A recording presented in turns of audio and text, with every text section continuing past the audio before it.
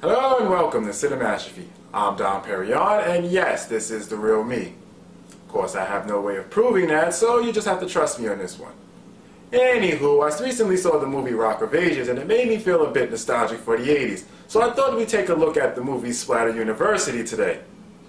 Splatter University is a 1984 slasher film distributed by Troma Studios, the very same studio that brought us such unforgettable classics as The Toxic Avenger and Class of Nukem High. I must say, with such influential films in their resume, I have high expectations for this one. This is gonna suck, isn't it? And not in a good way.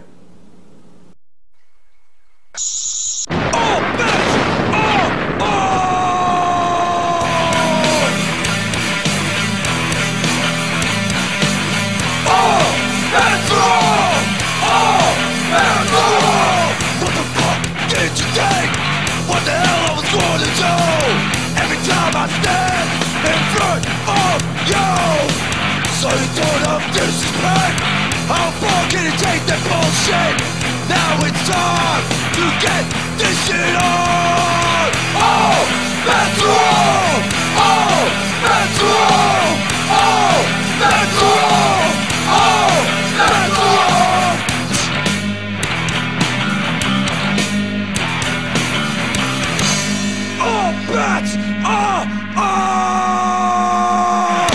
All bets are off. Bang!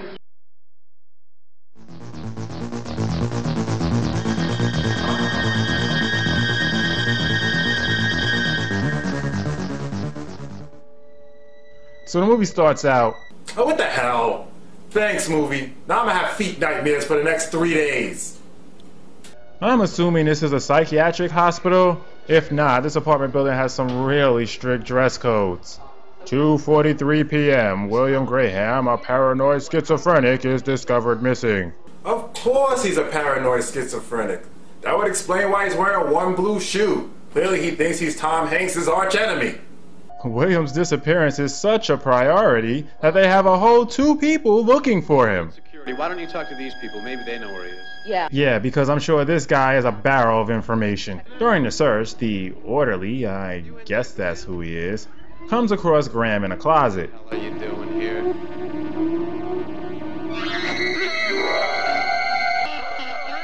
You know, that might have been shocking. If the scene didn't look so shitty. And I don't want to hear the excuse that it's a 1984 movie when the movie Madman, released 2 years prior to this one and made on a way lower budget, had much better special effects. It just goes to show you, it doesn't matter what your budget is, you can always make your special effects look like shit. After stealing the orderly's clothes, he closes the closet door using his schizophrenia magic, leading us to a title screen containing the most annoying title music ever created.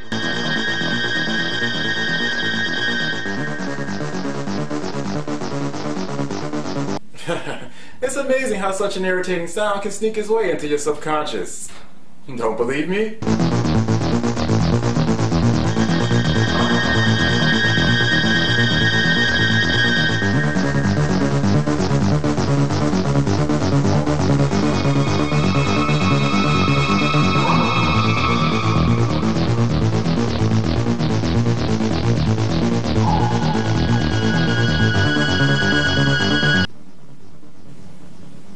You still hear it, don't you?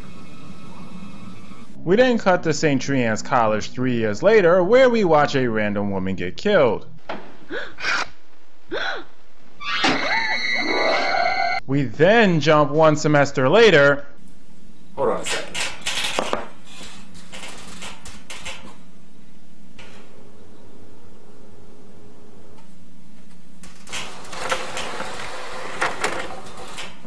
There we go. You be a good movie now and stay focused and you won't have to see the mean old projectionist again. The next semester yesterday? This is only 5 minutes into the movie.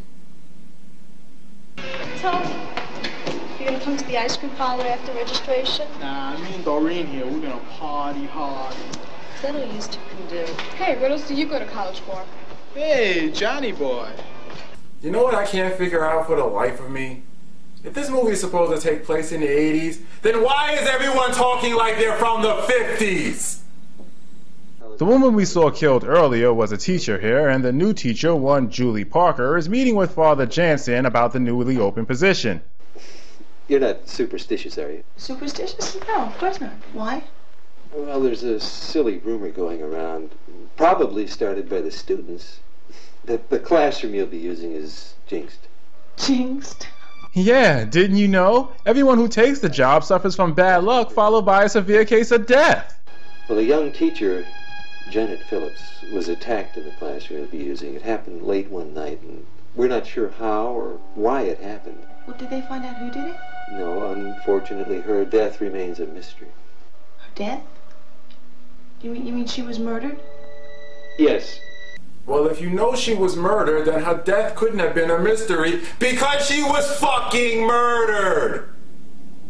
Oh goody, it's time to check in with the rejected cast members from Dazed and Confused. The big bad wolf.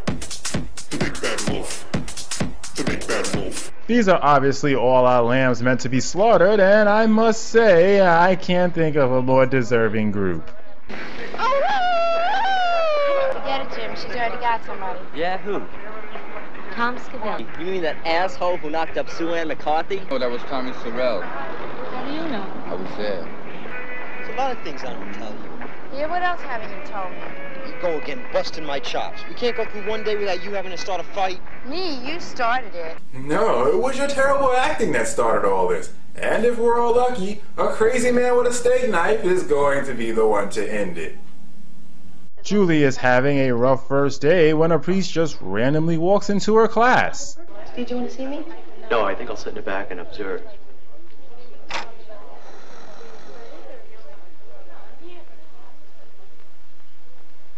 Oh. The priest did it. She gets into some trouble for bringing current issues into her class discussion because, God forbid, a teacher actually does their job and is asked to see Father Jansen. During his reprimand, Father Jansen's legs start spasming. Why, Father Jansen? Is that an uncontrollable twitch you got there, or are you just happy to see her?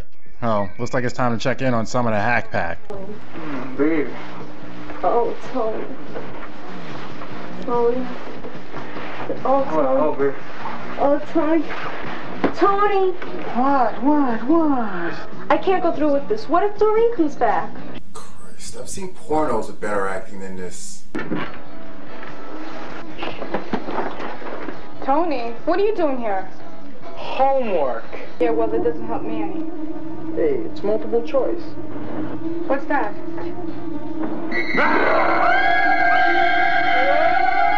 Hey guys, let's party! Hey guys! Hey! Look, what the hell? Who else the fuck is out there? With it.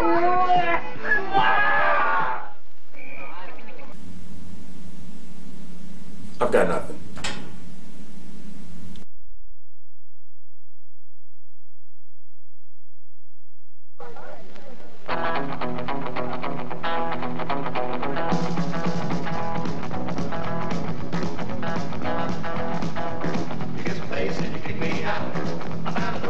Okay, seriously, what decade is this supposed to take place?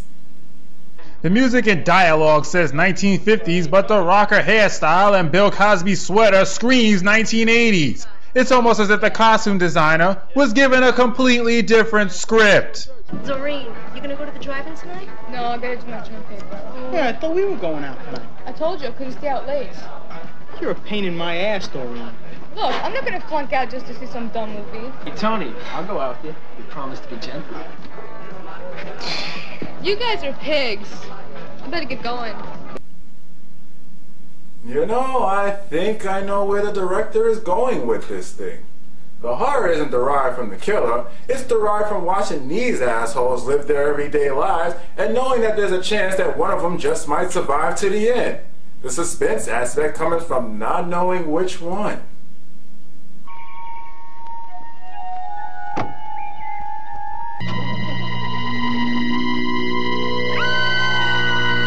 See? Doesn't the movie seem less terrifying knowing that you won't have to see her ever again? Meanwhile, Julie's out on a date with one of her fellow teachers named Mark. Hey, a little panty action. This movie just earned its R rating. We then cut 3 weeks later and... Nobody notices the dead girl is missing!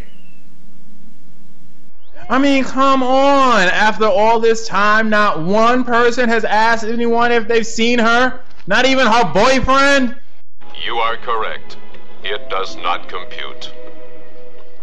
At a drive-in movie, two more of our shit stains, Kathy and Tom, are getting it on when a flashlight shines in their window. Tom goes to look for whoever it was, leaving Kathy in the car to get killed.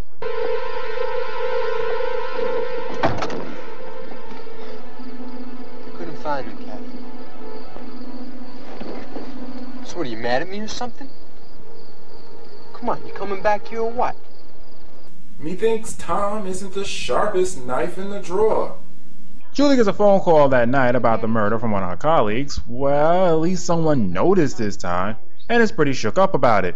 At least, I assume that's what her facial expression is supposed to be emoting, but if you ask me, it looks more like empathy. The next person killed is Julie's colleague, who she has become best friends with. This causes her to want to quit her job. Ugh, so a few people get killed here and there. Sweetheart, considering I have to sit here and watch trash like this every week, your job isn't so bad. Another one of the staff is murdered. This one, a secretary, I think. I wasn't paying much attention.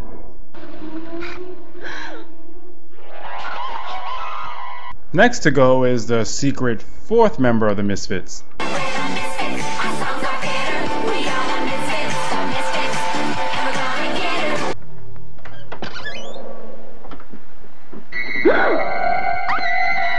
Just close the fucking door!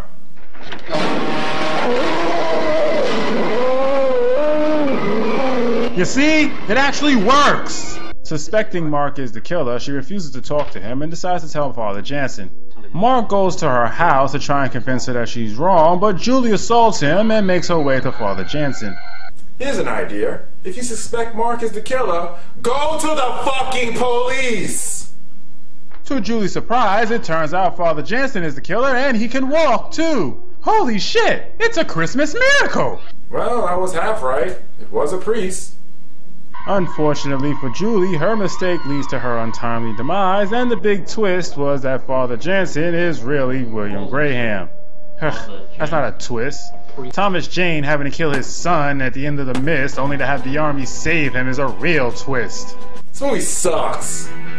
I've seen plenty of turkeys in my day, but this one takes the cake. The special effects, the editing, the cinematography, the directing, the acting, the actors were all shit. It was even shot on shitio. At least The Toxic Avenger and Class of Nukem High had the luxury of being comedies, but this was meant to be taken seriously. The only truly horrifying thing about this was that they didn't stick to the satire. I'm Don Perignon, saving you from getting ripped off. Oh! Actually, the second one's not there. Yeah, then how come nobody's here? Because they're tough.